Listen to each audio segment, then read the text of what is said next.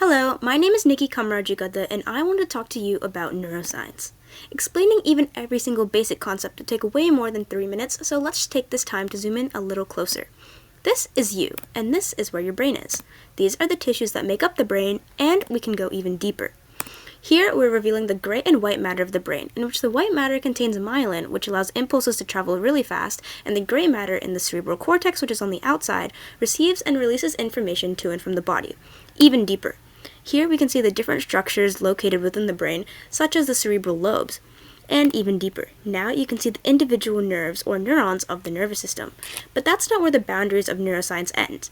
It extends across the entire body in the form of nerves. These are long tendrils of information and electrical sensations that transmit information via efferent and afferent nerves, which I'll explain later.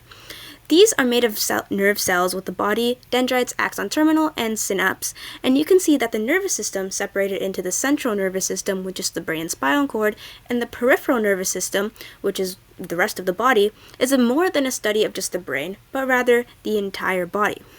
I also want to talk to you about another little body that lives inside your head, but one that you perceive but are also not aware of. This is the homunculus.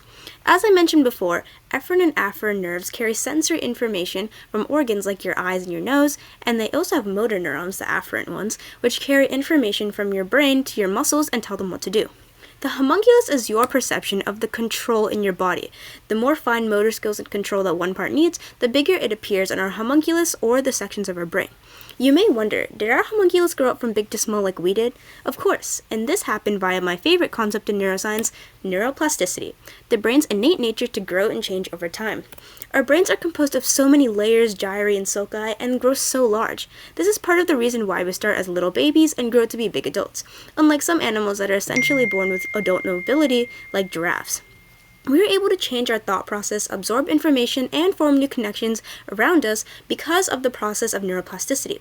The reason why humans are able to overcome roadblocks and change our mindsets as dynamic people is because we are able to rewire and reorganize our brains.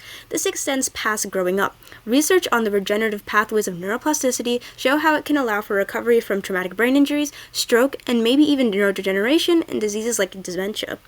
Neuroplasticity, like all aspects of neuroscience, has a biological, electrical, and engineering mechanism. Neural networks allow us to map out the connection in our brain and gain a deeper insight into how we can adapt and learn over time. Learning from mistakes and identifying patterns can all be attributed to the flexibility of our brains and the work it puts into maintaining our complex sentience as humans. There's still so much more to know about neuroscience, but I'm glad to share my favorite parts with you.